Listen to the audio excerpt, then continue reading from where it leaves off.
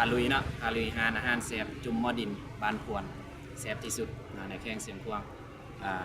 หานอยู่ไส้ตังอยู่บนได้กินอะไรเนาะหานหน้าตาเป็นอะไรห้องกินเป็นอะไรนำมาเลยเนาะ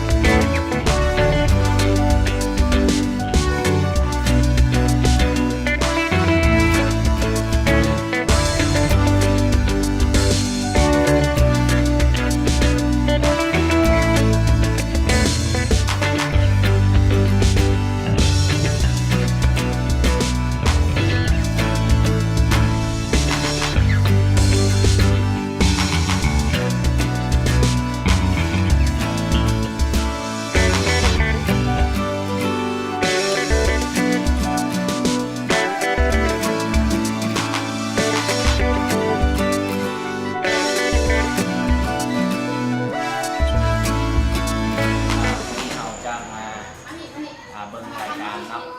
จุ่มมะดินบานพวนจะมีหน้าตาแซ่บมาได้เป็นราคาโลกับเจ้าของห้างเนาะว่าให้เพิ่นแนะนำอาหารสุดเด็ดของห้างเพิ่นเนาะเป็นอะไรราคาจะเป็นเพิ่นเนาะโอเคครับสบายดีสบายดีวันนี้ดีใจได้นะที่ได้มาสิมาทานอาหารเฮาเนาะจุ่มมะดินบานพวนเพราะว่าจะเป็นว่าอาหารแซ่บหลายเนาะเป็นจุ่มมีทุกชนิดเนาะอันนี้เป็นจุ่มยังก่อนตัวนี้จะเป็นซีนหมูซีนูซีนูจุ่มซีนูจะเป็นเนื้อสันคอโดยเฉพาะที่ทางงานเป็นคัดสรรในเราเองเป็นเนื้อสันคอเนาะนั่นแหละสันคอแล้วอันนี้จุ่มอันนี้ก็เป็นปลาเค็มเป็นปลาเค็มด้วยเป็นปลาเค็มเป็นปลาเค็มเป็นที่ว่าเราสร้างมาสดๆเลยเนาะได้เลยสร้างสดๆเลยสร้างเป็นตัวแล้วก็มาสำเร็จเองสดๆแซ่บๆเลยเนาะอันนี้เนี่ยตัวนี้จะเป็นซีนขาลายซีนหัวซีนหัวเนาะซีนขาลายแนวอะไรจะเป็นซีนแซ่บๆเนาะในหน้าตามันแบบนี้เลยเนาะแล้วเครื่องประกอบเนาะจะมียังได้ให้อธิบายจากตัวเครื่องประกอบเราจะมีเป็นผักเนาะเป็นผักตัวนี้จะเป็นผักปลอดสารพิษจะเป็นผักรวมเลยตัวนี้เขาจะสร้างกับพวกซาวเกษตรกรกับเจ้าเข้าโครงการเป็นพวกปลอดสารพิษหลักปลอดสารพิษเนาะเป็นออร์แกนิกเนาะเป็นแหละแล้วก็อันนี้จะเป็นพวกเป็นน้ำแจ่วน้ำจิ้มที่ว่าใส่จิ้มจุ่มผักแล้วก็เป็นพวกซิมจุ่มของเขาอันนี้เป็นสูตรเด็ดของร้านเขาเลยแม่ละอันนี้เป็นร้านของเขาเองเลยไม่ได้ซื้อที่นอกเป็นสูตรเด็ดของร้านอะไรแบบสมบูรณ์ของเด็ดของมันก็คือสูตรแจ่วแม่ละน้ำแจ่วน้ำจำสูตรเด็ดที่สุดของร้านเลยเนาะจากว่าเราแบบของไทยแน่สูตรเด็ดของคนนั้นคิดคนขึ้นมาเองเนาะจ้าแล้วก็จะมีเป็นเจลตัวนี้เป็นเจลฮอนเลยเป็นเจลสมุนไพรโอ้เป็นเจลสมุนไพรจะมีเฉพาะของร้านจุ่มมดินบ้านพรร้านเดียวอาทิตย์ให้เฉพาะงานเนาะซิมจุ่มแต่ละชนิดว่ามีวิธีกินอะไรเนาะคือจุ่มสำหรับน้ำจุ่มของเราตัวนี้จะเป็นสูตรที่เราได้ขายดีคือเป็นเจลฮอนน้ำซุปจะเป็นน้ำซุปเพียตัวนี้น้ำซุปเพียนะแน่ละเป็นน้ำซุปเพียเป็นสูตรเด็ดของร้านเขาแน่ละเขาเห็นเองเนาะมาแล้วอยากชิมเนาะเดี๋ยวลองดูว่าจะแซ่บสำหรับที่จะแนะนำเนาะก็คือเป็นเจลซุกี้ของเราตัวนี้เราเนี่ยแหละเป็นอะไรเนาะเนี่ยแหละลองมันกันเขาจะให้เข้าพวกสูตรอีหลีคือจะใช้กับคนผสมกับเจลฮอนตัวนี้เจลฮอนเนาะเจลฮอนนิดนึงผสมกับซุกี้ตัวนี้พอมันจะเย็นผสมกันมันจะตั้งจากทานอื่นเพราะว่าทานอื่นจะบุกมีเดี๋ยวนี้เนาะอันนี้เป็นสมุนไพรนั่นแหละเป็นเจลสมุนไพรที่เองของทานเลยสมุนไพรแล้วก็เอาลงกับน้ำซุปได้เอาคนสนับสนุนแต่มันจะทรงกลิ่นหอมคล้ายๆกับควันพาไปในตัวเลยมันจะเป็นสมุนไพรให้เป็นพาซิมเลยเนาะ เราระยะความแบบอาหารหน้าตาก็แซ่บๆเนาะอันนี้เป็นออร์แกนิกเนาะออร์แกนิกเมนเลยก็สร้างพิษเด้อครับมาซิมได้เนาะจะเส้นทางคอยโซอาเนาะ ในหลักเส้นทางความสลา คอยโซอาเนาะ สำหรับการกินจุ่มของเราจะขอแนะนำคือเอาน้ำร้อนในหม้อเราลวกก่อนเพราะว่าอันนี้เอาแทรกเพราะว่าอันนี้เตรียมไม่ เตรี เลย ยมไว้เลยเนาะ แต่เราสะอาด แกะมาทีเคยผ่านทันใจเด้อมาแล้วได้กินพร้อมเลย ไว้แล้วมากินเข้าไปสลายเราจะใส่ความใบโบอยากให้ลูกค้ามาได้ข้าวใบได้เท่าไหร่คนหิวข้าวเนาะ จะมาซิมได้เด้อเสียบๆนะวันนี้ทำมาลองเลยนะเอาผักเอาไข่ใส่ผักนี่เป็นผักออร์แกนิกเด้อมันเลย กินหมดเลยตัวนี้ อันนี้เพื่อสุขภาพทั้งนั้นเลยเนาะอันนี้ผักต้มแดงนี่กินดีนะ ดีตัวนี้มีท่าเหล็ก จะมาสนับสนุนแบบแซ่บๆเนาะ อันนี้จะเป็นผักลงเลยผักของเขาจะมีอยู่สี่สามชนิดแล้วแต่ฤดูกาลของผัก ตามฤดูกาล แม่นล่ะบางทีแขกอาจจะมาเอานั่นมาเจอผักหนึ่งแล้วมาอีกมื้อหนึงแต่เจอผักอีกแบบหนึ่งเขาอันนี้สลัดมันดีตามฤดูกาลหลายคน แต่สูตรเด็ดของอาหารเขาก็คือเจล เจล เจลซองสนิทผสมกันแล้วก็น้ำซุป อีลิกได้นำอันอีลิกเป็นเจล เจลอันต้องการเอ็ดสูตรต้องการผู้สูตรมาสร้างงานคนใดเนาะการเป็นสูตรเด็ดต่างเนาะต่างของอาหารอื่นมา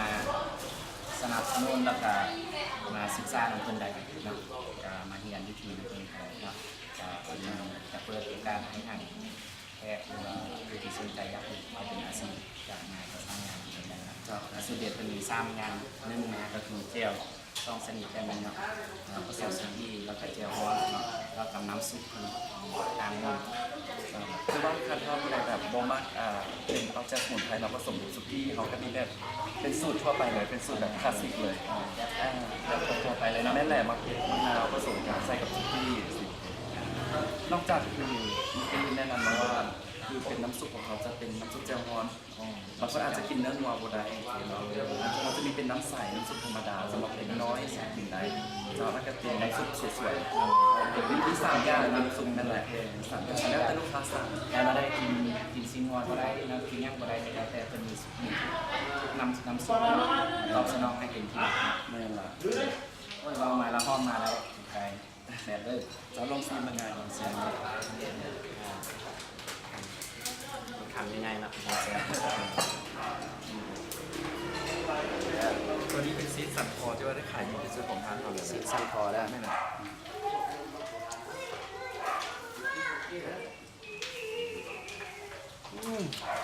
สุดยอดเลยหอมกินหอมบุกฝึกทานไฟเนาะหอมแล้วก็คือซีนโมกับนุ่มเป็นมันบ่ยากเนาะกินได้เลยเนาะ แม่ละเพราะว่าซีหมูเขาจะเน้นความนุ่มเขาเป็นจุ่ม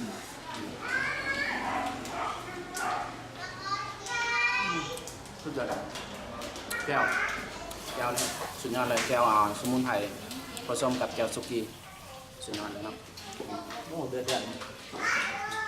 กำลังดีเสร็จเลย นี่แล้ว กินเป็นพวกซีอย่างซีกระแซ่ กินเพื่อสุขภาพเนาะกินกับเกลือกับวาซาบิ ก็สั่นอีกแล้วแถมเป็นเจลสมุนไพรอีก นะครับใส่เลย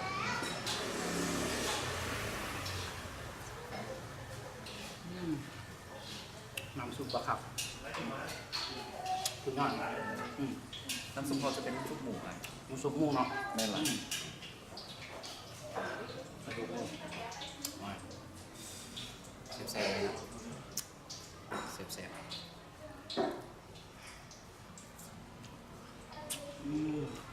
เข้าไปอย่างนี้เนาะบ้านเนี่ย แม่ละจะเป็นเนื้อปลาตัวนี้ก็คือจะเห็นคล้ายๆกันเลย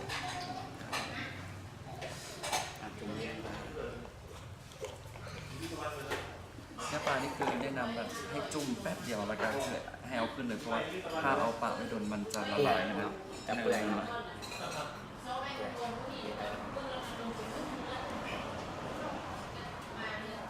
จุ่มประมาณจะคล้ายๆแบบลวก ลวกเอาเนาะ มัน จุ่มโดนบ่แซ่บ แม่หลังจุ่มโดนจะ เปื่ บ่ อย แซ่ แล้ บ เปื่อยแล้ว เป็นประมาณนั้น โอเคลอง ล นับ องซิมเบิ้ง ปลาเลยสำคัญที่สุดมัน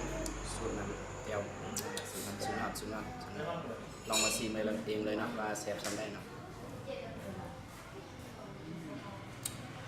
สุดยอดแล้ว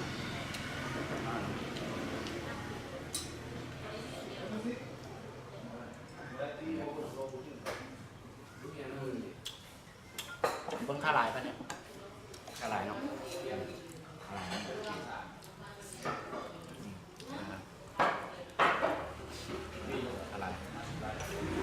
ข้าลายงัวนี่คันเอามันเอาใจเอามันเนาะมายัดสูตรซ้ำได้ก็ได้เนาะ แม่แหลกขาลายด้วย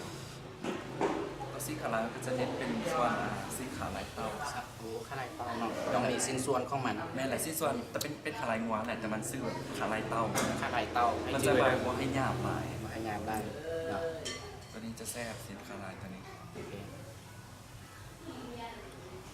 เอามึงเลยเด้อเนี่ยจุ่มข้าลายเด้อจุ่มข้าลาย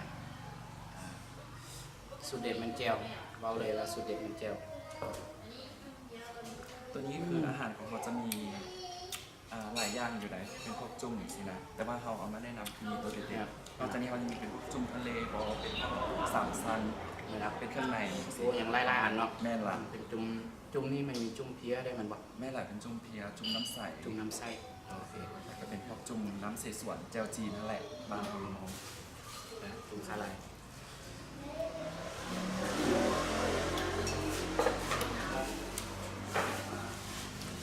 เราได้ซิมกันแล้วเนาะแต่ว่ามาให้ทางงานเจ้าของงานเป็นฟาร์มจะทานผีตึงบ้านนี้แล้วเราจึงค่อยซิมต่อเนาะจะค่อยกินต่อเอาแบบให้ทางเจ้าของงานเป็นฟาร์มเบอร์คนตึงบ้านนี้แล้วก็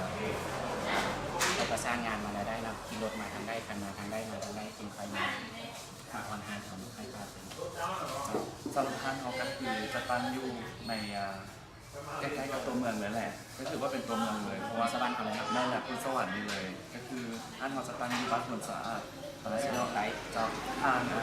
ถ้าลูกค้ามาแต่ทางน้ำหนาวก็คือจะมาลอดทางสี่แยกทางแขวงมาเลี้ยวซ้ายลงเลยโดยลงมาทางโซอาซอยนี้เจ้าจะต้องเป็นซอยโซอา ซอยโซอาเลย แน่นอนครับถ้าลูกค้ามาสะดวกหรือว่าจะไงนะถ้าแบบอยากโทรสั่งก่อนหรือว่าอยากโทรสั่งกลับมาจริงสามารถติดต่อได้ที่เบอร์55107679ครับจะเป็นเบอร์ของเจ้าของร้านเลยที่ว่าทับสายหรือว่าเป็นน้องๆลูกค้าน้องสามารถโทรสั่งได้ก่อน ก็มาสนับสนุนอะไรได้หาวิวกับท่านเนาะงานเนาะเป็นกินแบบโรแมนติกก็ได้เป็นแฟนก็ได้เป็นครอบครัวก็ได้เพื่อนก็ได้เนาะมาจะสุดยอดเลยเนาะจะมีบรรยากาศเงียบๆวุ่นวายเนาะแบบมันจะมีเย็นๆโรแมนติกเข้ามาเนาะคลาสสิกดีเนาะก็ข้อความขับใจทางงานเขาได้ที่ให้โอกาสทางรายการอาหารซีมแซ่บที่สุดเนาะรายการอาหารแซ่บที่สุดในแกงเสียงพวงอยู่หานได้มองได้เขาจะไปซีมอยู่บนหานได้แซ่บเขาไปซีมเนาะเขาจะไปซีมเขาไปทำเนาะฉะนั้นเขาขอบใจละลายอันนี้เนาะเขาขอบใจ ขอบใจอีกครั้ง ขอบใจ